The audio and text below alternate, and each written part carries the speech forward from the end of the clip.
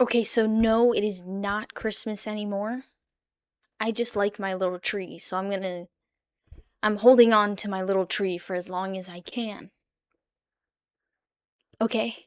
Oh my god, you can see my box fan. I'm gonna pretend like that didn't happen.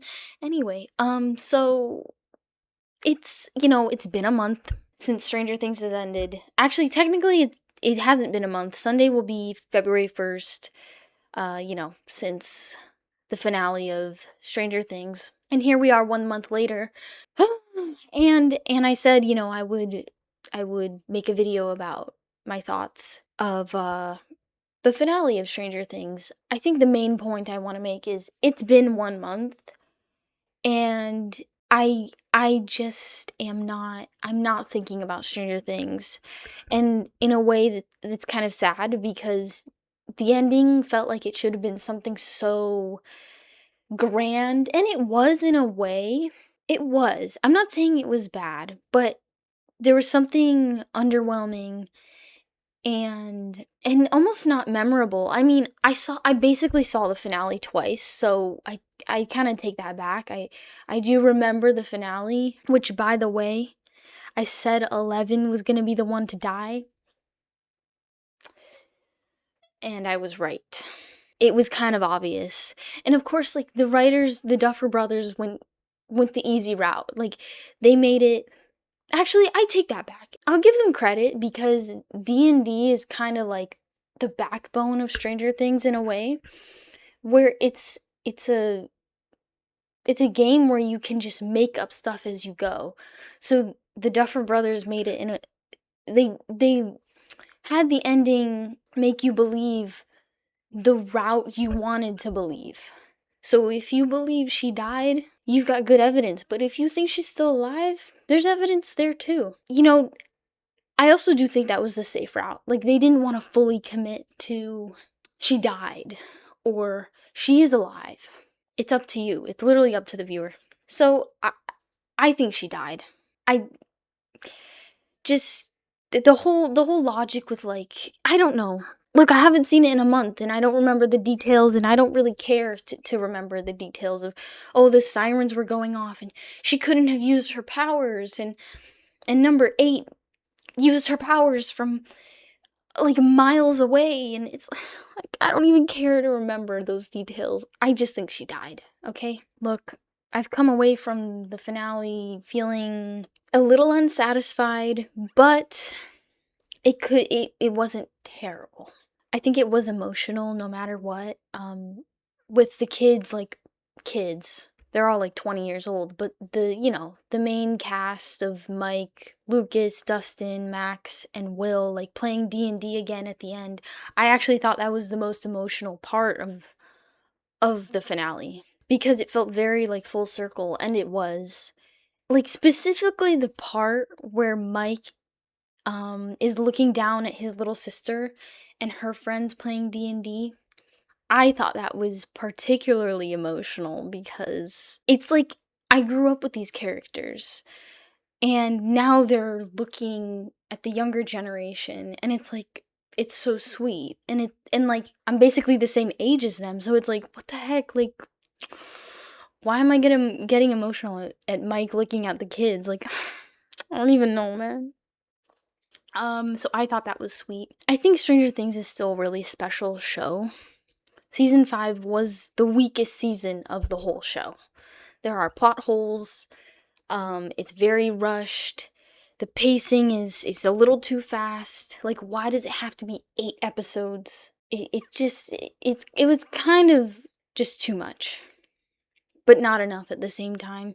I think in retrospect, season 4 was actually pretty good. Now, I haven't ever rewatched season 4.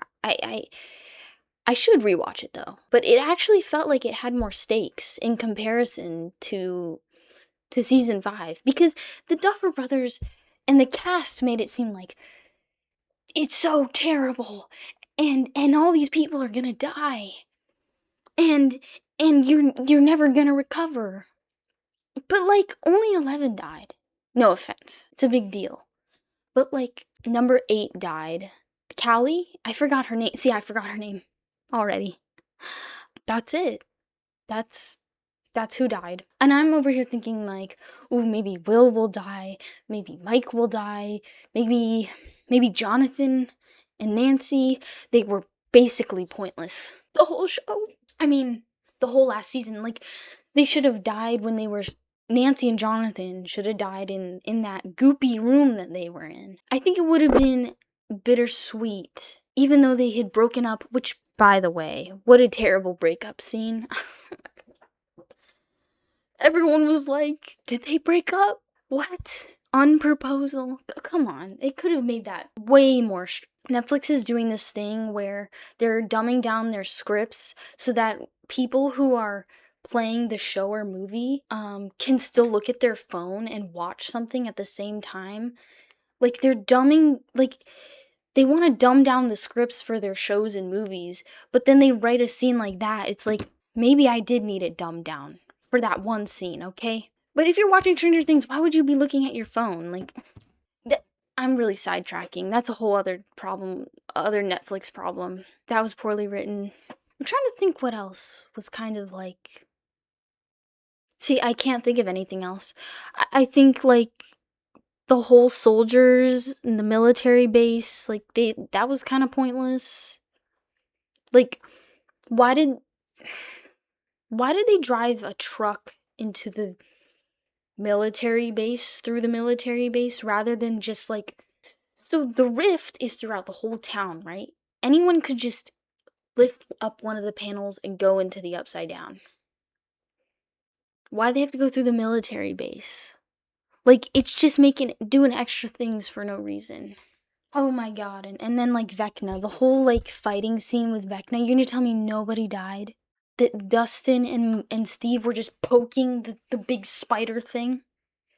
Like, look, I just don't get the whole big spider thing. Like, why did it have to be something bigger? Like, it doesn't always have to get bigger and scarier. Like, Vecna is already supposed to be scary in itself, but he felt very dumbed down because he didn't ever actually kill anyone. At least not in season 5. Like, 11 and Will took him down in the fight was 5 minutes? Nobody died?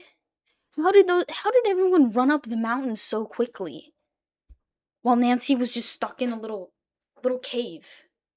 Like, just what? Nobody, not even a broken leg. Vecna was really scary in season 4.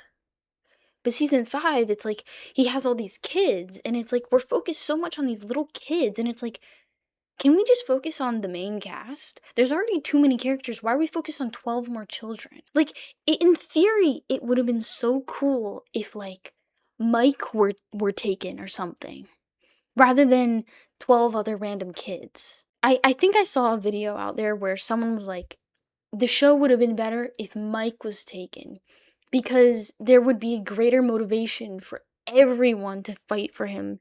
I mean, of course, they care about the little kids, but they could have somehow, I feel like, come up with a way to be like, I'm taking Mike, like Vecna taking Mike because he means a lot to 11 and Will, and somehow it would kind of, I don't know. I think that idea would be really cool in theory. I'm not sure how that would be written out, but I think the stakes would have felt higher if Mike were taken. I don't know.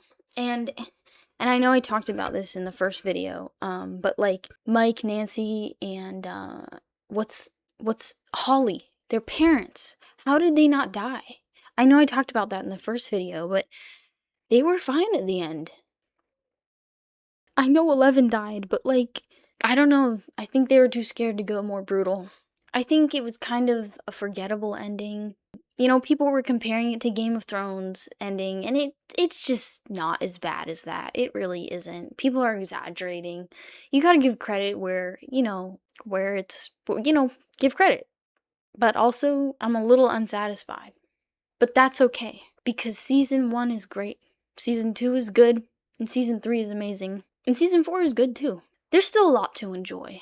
I just hope that they don't like butcher the Stranger Things universe and try to expand it and make so many spin-offs. Like, don't do that. Anyway, Thank you for listening to my talk. Go watch go watch a go watch something fun. Go watch a I don't know how to speak tonight, okay? Get out of here. Get out of here. Bye.